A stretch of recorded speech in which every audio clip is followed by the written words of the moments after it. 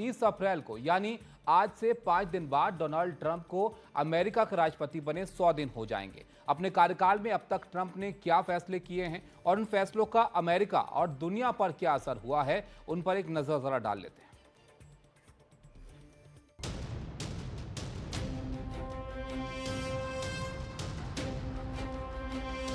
Donald Trump को राष्ट्रपति बने 100 दिन होने वाले हैं। इस दौरान उन्होंने अपने देश की नीति में कई बड़े बदलाव किए हैं।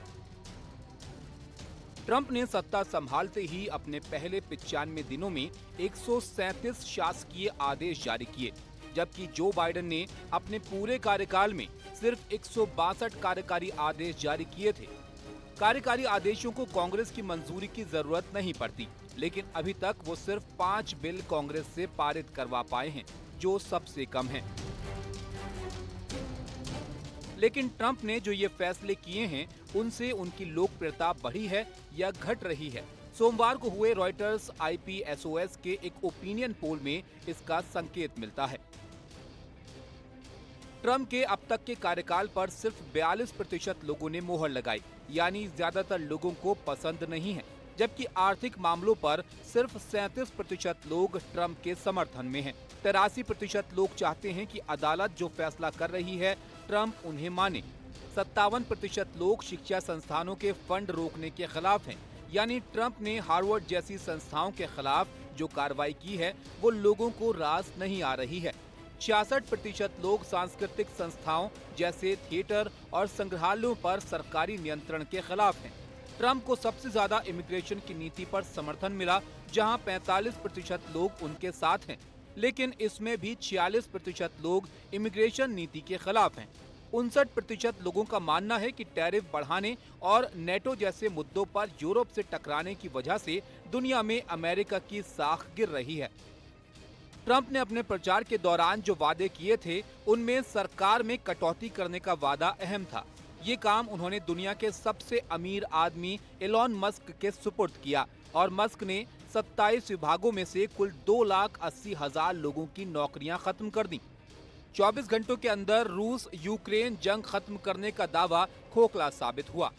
अब देखना यह है कि टैरिफ की जंग का असर जब अमेरिकी नागरिकों पर पड़ने लगेगा तो ट्रंप की नीतियों में क्या कुछ तब्दीलियां आएंगी। Bureau report, NDTV India. दुनिया के कई इलाकों में जंग चल रही है, वहां की खबरें वॉर जोन से। एक कार बम धमाके में रूस की सेना के एक बड़े अफसर की मौत हो गई है। बताया जा रहा है कि मॉस्को से बाहर बालाशिखा में लेफ्टिनेंट जनरल यारोस्लाव मोस्कालिक की कार में विस्फोट से उनकी मौत हो गई। जांच एजेंसी का कहना है कि जिस डिवाइस में विस्फोट किया गया उसमें नुकीले छर्रे भरे हुए थे। रूसी मीडिया पर जो वीडियो दिखाया जा रहा है उसमें एक अपार्टमेंट के बाहर कार जलती हुई दिख रही है।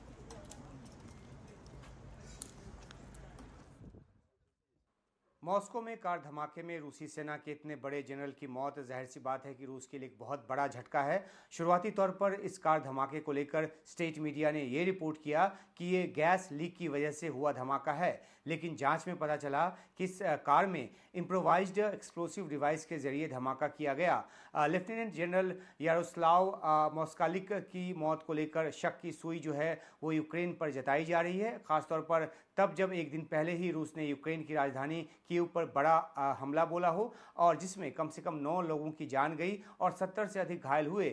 यूक्रेन के राष्ट्रपति जेलेंस्की को साउथ अफ्रीका का अपना जो दौरा है वो बीच में ही छोड़कर यूक्रेन लौटना पड़ा और इस हमले को लेकर अमेरिकी राष्ट्रपति ट्रंप ने भी जो है वो नाखुशी जताई। रूसी जनरल को मारने के पीछे हालांकि शक यूक्रेन पर जताया जा रहा है, लेकिन न तो यूक्रेन ऐसे किसी हमले का दावा करता है और न ही रूस सीधे तौर पर ऐसा आरोप लगाता है, क्योंकि इससे उसकी कमजोरी जो है, खासतौर पे खुफिया तंत्र की कमजोरी जो है वो पता चलेगी कि मॉस्को तक घुसकर उसके जनरल जो हैं और दूसरे अहम व्यक्ति जो है वो मारे जा रहे हैं। इससे पहले पिछले साल दिसंबर में यानी कि 2024 में मॉस्को में ही जनरल इगोर किरिलोव को और दिसंबर 2023 में मॉस्को के ही पास एक जंगल में रूसी वैज्ञानिक मिखाइल शतस्काई मारे जा चुके हैं।